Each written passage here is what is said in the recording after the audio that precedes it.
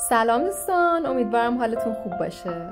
برای این نقاشی 3 بعدی به مداد احتیاج داریم و پاک‌کن خطکش و یک کاغذ سفید. به این صورت که توی تصویر می‌بینین چند تا خط عمودی و افقی می‌کشیم.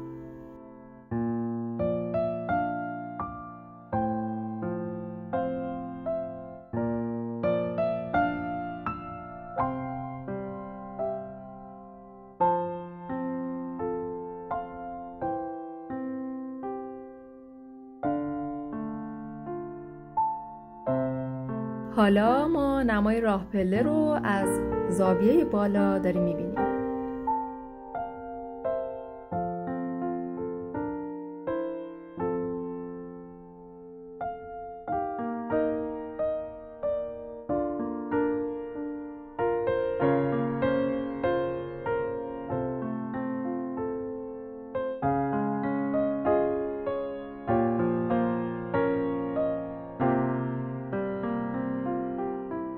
حالا وقت رنگ کردن پله هاست.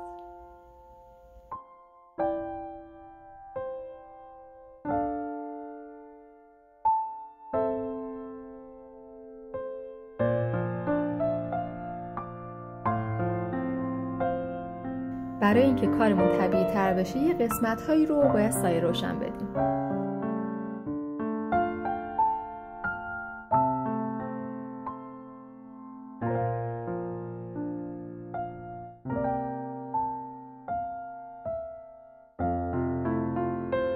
اون قسمت هایی که سایه زدم دارم محوش میکنم. شما از گوش پاک کنم میتونید برای محو کردن استفاده کنید.